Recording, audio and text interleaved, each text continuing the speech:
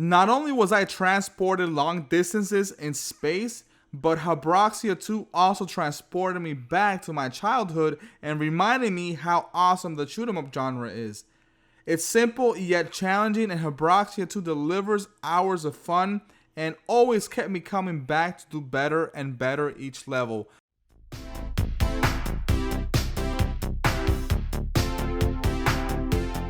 Hey guys, welcome back to Pop Games. In this video, I'll be reviewing Habroxia 2. It's a shoot 'em up game. It looks awesome and I think it's really cool. Let's go ahead and get into the video. But before we start that, if you like what you see, please go ahead and subscribe. Check out my channel and check out my other videos. And don't forget to check out the links in the description where you can find this game if you want to buy it. Now, this game I played through backwards compatibility on my PS5. It is a PS4 game, but hey, we are allowed to use that, so I use it on my PS5, and that's how I captured the footage.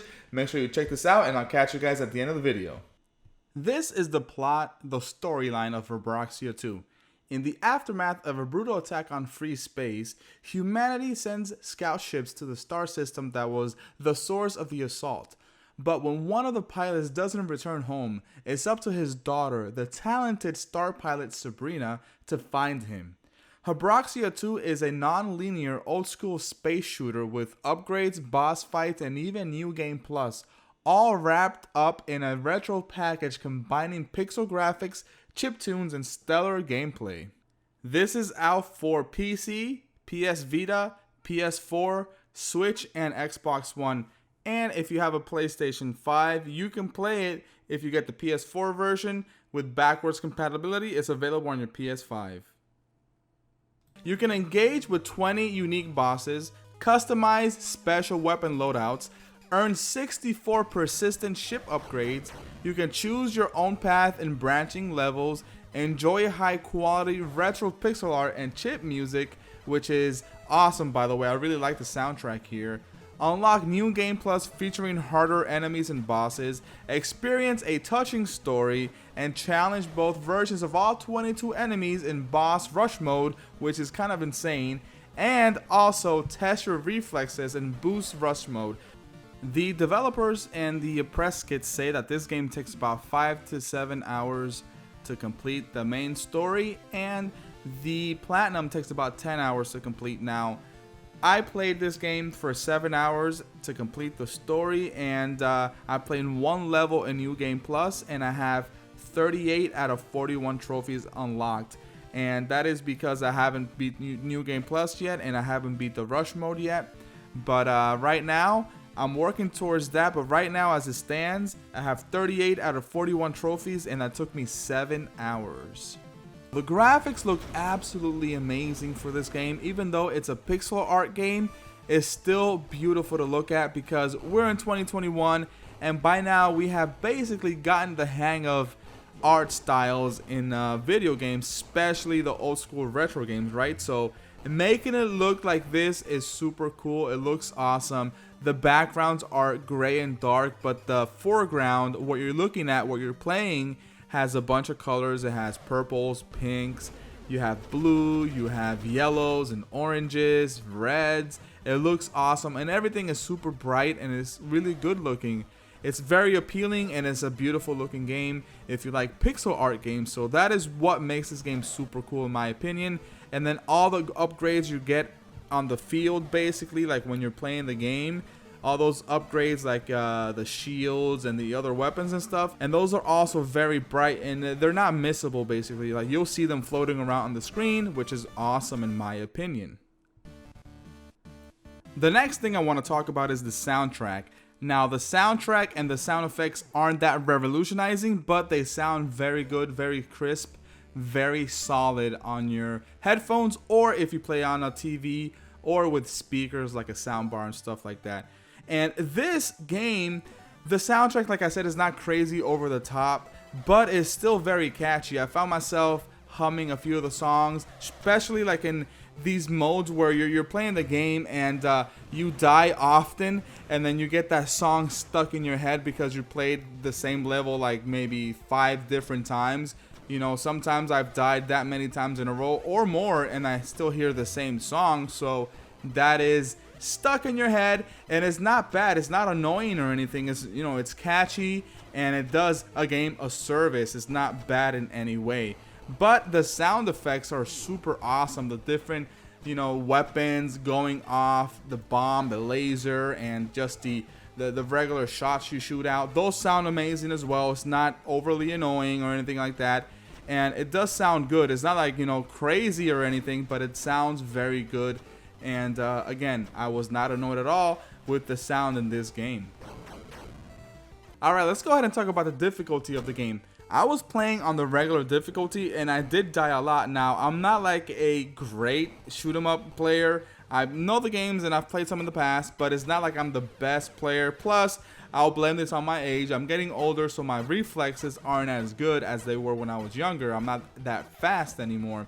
But this game is pretty challenging. It's not an easy game to beat the level. Now, I'm not saying it's impossible because I beat it, but it's very fun. But the thing is, the challenge sometimes, I'm like, yo, what is going on? So you do have to, basically manage everything on the screen at once, and you're shooting everything, you know, with the joystick. You can shoot up and down and stuff like that, like, you know, angles and diagonal angles and stuff. It's not horrible, but at the same time, when you're managing all that stuff going on, it's challenging and it's very easy to die. At first, when you first start the game, it is very tough because you don't have that much health and you're learning the game. So I did die more towards the beginning, and then later on towards the end of the game, I didn't die as much. Now, one of the modes here, which is the boost rush mode, that mode really aggravates me in one part towards the, I would say like the beginning. I'm not sure how long that first stage is, but dang, I got like towards that little stage where you have to make like a little turn or whatever, and you have to follow the path, and then there's a little bit of rock there that I always run into, and I die like, I don't know, like 10 times in a row. It was really frustrating, and I haven't beat it yet because of that. I wanted to step away from the rush mode for a second so I can think a little bit and then try it again later. But I will defeat this. I will beat it. That's for sure. I will get that done soon. Not right now, but I will do it. It was very tough in that aspect. But the game in itself is very fair. It's not unfair at all. Like I said, if you do die in the game, it's because of a little mistake. Maybe you ran into a rock, or you got hit by one of the enemy's bullets and stuff like that, one of their shots. So it's not an unfair game. It's a very fair game, actually. It's not that bad. Now, the next thing I want to talk about here is the gameplay. The game is very fun, but it is challenging at first. Once you first start off, you have to get used to it, and you have to know what the different weapons do and stuff like that. You have a bunch of different shots. You have the regular weapon shot, then you have a special shot, and you can shoot forward or back. You can also shoot basically in all directions if you use a joystick, so you can shoot like diagonal and stuff like that. It's not that bad, but it is helpful for enemies that are coming at you at an angle, so you can go ahead and kill them if you want to avoid enemy fire as well. It is a very fun game, and it is challenging, like I mentioned. Now, the different weapons on the screen you can get bombs, lasers, and stuff like that, and the icons pop up on the screen, so you can go ahead and get them once you see them and replenish that. There is also a boost button that you have, but that runs out. You have to replenish that ever so often in the game, and make sure you get that replenished so you can go ahead and go faster. And you can even use it once you hit an enemy with it. You go through them and kill them. You can, you know, deal damage with that. It has shields, it has bubble shields and stuff. So it's a fun overall game. It has a bunch of things you can unlock, and you can also upgrade your weapons once you get money and credits in the game. For everything you do, you get credits, so you can go ahead and level up pretty easily. It's not that difficult to level up and get all that upgrade stuff for your weapons, which is fun, and it makes this game a lot more fun towards the end of the game, because at the end you can deal a bunch of damage and shoot faster, because you can upgrade all your weapons, make them shoot faster, have a scatter shot, have different weapons in your arsenal, and that is awesome in this game. So the gameplay is a lot of fun, and it's very addicting. When I first started, I was a little annoyed because I was dying a lot, and then I was addicted to it, and I wanted to beat all the levels. So that is the good thing about the game. You go ahead and beat all the levels and become addicted, and you want to do better and better and better and get less and less damage dealt to you. So this game, it is a lot of fun, and I do recommend it if you like shoot 'em ups. It's a very fun game to play. The next thing I want to talk about here is the different bosses of this game, and there's a lot of different ones. They're all different, they use different weapons, and they're very fun to go against. Some of them are not as challenging as others, and some of them are really challenging because they really do test your skills, especially towards the end when you're trying to get towards the last bit of the game. And those bosses are super challenging, but hey, it's not impossible. It's a lot of fun, and it's very satisfying once you kill them. And once you kill the bosses, you earn credits. You can use those credits to upgrade your weapons and stuff like that, and it's very fun. You know, like I said, it's satisfying once you kill them. Also, once you're playing a level, some of the levels have a branching path.